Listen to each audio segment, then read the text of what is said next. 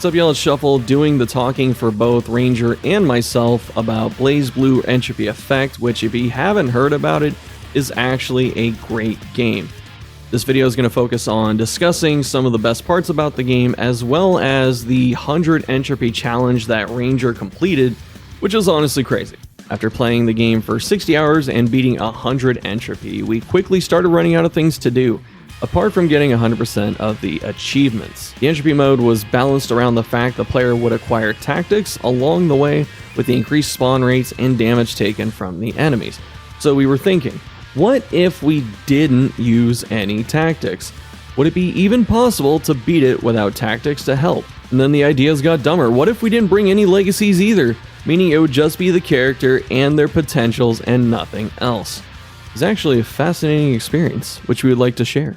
So let's begin. On the screen, you'll be able to see the setup of mind implants that were used for this challenge. You could get away with not using any implants, but that's something we decided against since the potential for artificial difficulty would be too much.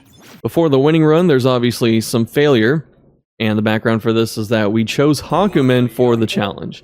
Not for his amazing mobility or anything like that, but rather because we knew that Hakumen's potentials were consistent and good all around. Although Hakumen is a very potential-hungry character, he only needs a couple of them to get rolling. Unlike Lambda, for example. Rip in peace, Lambda fans. In the first attempt, we had some decent potentials going, and we were making good pace on the 4-minute time limits, and then the run ended in the ruins. To be honest, most runs ended in the ruins, either because of these extremely fun, not annoying at all enemies that go underground every 2 seconds and have super armor on every attack, or these flying frickin' bugs that drop 54 smaller bugs on top of your head. If it wasn't that, then it was a dumbass mistake, like falling into the toxic gas the stage has all over the place. In the second attempt, we had some really good potentials going, and then the run died in the ruins once again. In our third attempt, the potentials were even better. We made it through the ruins as well. In fact, this run got through all of stage 4. Then Ranger got cocky against non-Firebite and died instead of using one of the 3 HP mixtures that he'd been hoarding the entire run. Definitely not a skill issue. The fourth attempt was a classic sweep. In the fifth attempt, we received some garbage potential choices. Instead of using one of the 5 HP mixtures on deck, like before, we decided to feed the Hungry Serpent in stage 2. In the sixth and actual winning attempt, the game must have had it out for us by this point, because it decided to hand out some of the most annoying debuffs it had in its back pocket. Thankfully, it was also nice enough to give up some of Hakumen's best potentials right off the bat. Regarding the lack of tactics was the amount of damage being dealt. Before trying this out, we thought the 20% damage increase from potentials only applied to the actual move that was being upgraded. But no, it applies to all of the player's attacks. Combining this with the Bloodthirst implants, Ranger was dealing more damage than God in just a few kills. With just 3 really good potentials and a quick rest space to get rid of debuff, stage 1 was an absolute joke. At stage 2, there were some early close calls with 4 near deaths. We were terrified of dying in the second combat space, so much that Jinrai was used on a single worm just to make sure there were no screw-ups. After reflecting on that abysmal play, we were reminded why Complement of Death was taken. It allowed for surviving the life deterioration effect that happens when you go past the 4-minute timer, which is a really cool entropy effect if you didn't know, because losing all of your HP progressively after spending 4 minutes trying to kill a bunch of stuff is very cool and fun. The exchange was emptied out with funds to spare before tackling the Serpent, who had become something of an arch nemesis for Ranger at this point. I actually don't struggle with this boss, but you know. Learning from past mistakes, iframes were used at every possible instance in order to ensure victory.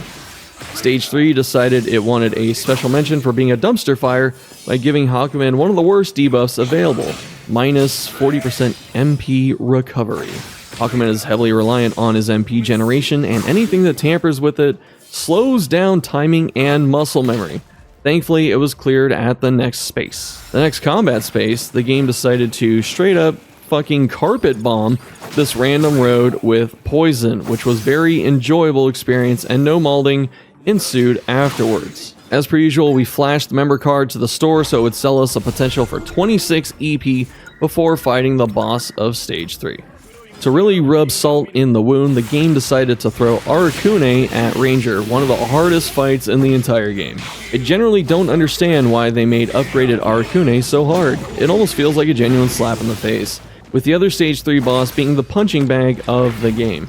Ranger almost managed to die here twice once he entered the second phase. Thankfully, he was just low enough to enter his stun state soon after, and that marked the end of Stage 3.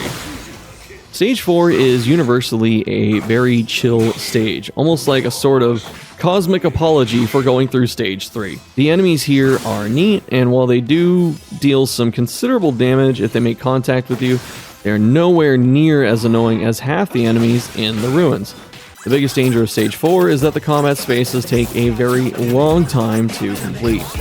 They're expansive, and the enemies just feel like they don't stop coming, and they don't stop coming. This is where the 4-minute timer really starts to hurt, but thankfully Complement of Death saves the day once again in that regard. The boss of the stage turned out to be non-Firebite, which was actually a massive relief since Ored at 100 entropy is nothing short of a nightmare to face.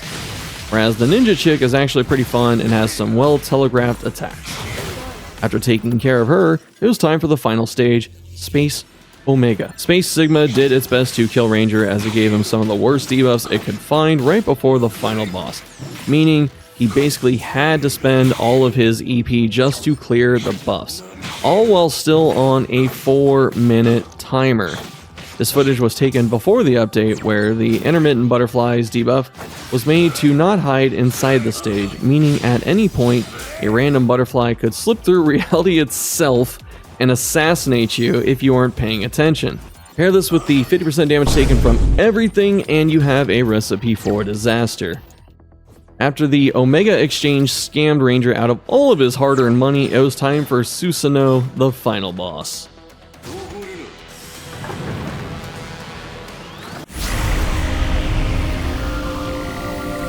Aoge! これが真なるスサノオだ! 神にあだなすその愚かさを消え失せろ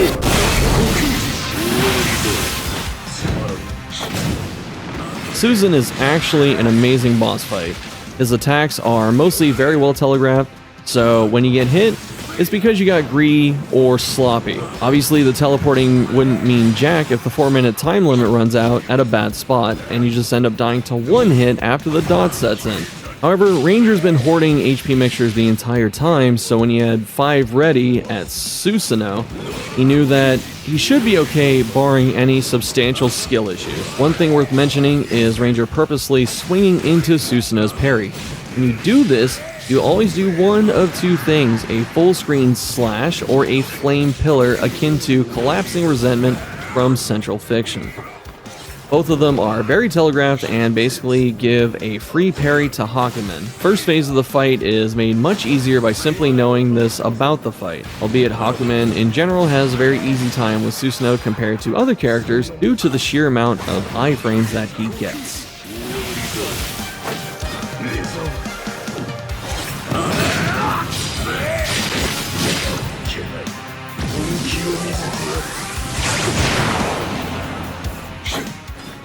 Second phase is the hardest part of the fight. Susanoo retains all of his previous skills, but now is much more aggressive, performing them faster, and has 2 new moves he can throw out. There is also this very strange mechanic with the spikes falling from the ceiling, where if you destroy one while Susanoo is near one, he'll get stunned for a few seconds before doing a fast AoE attack. This was mostly used to stun him so that healing can be done, since the dot was already chipping away at Ranger's health.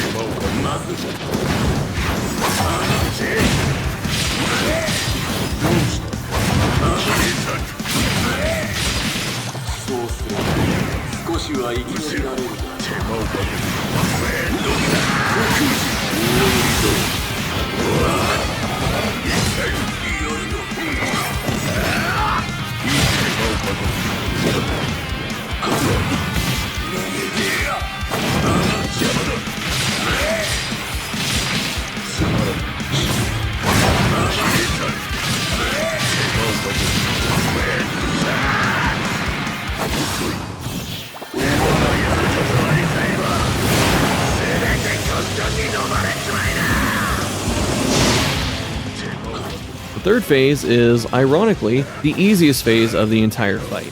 The reason being, you can juggle Susanoo after some attacks. There's a system in place where after a set number of hits, he will recover and do an attack, but again, Hakumen can parry it, allowing him to deal even more damage. But it was still very scary, as Ranger was completely out of health pots and had to make sure to take as little damage from him as possible to avoid dying to the dot that was steadily killing him.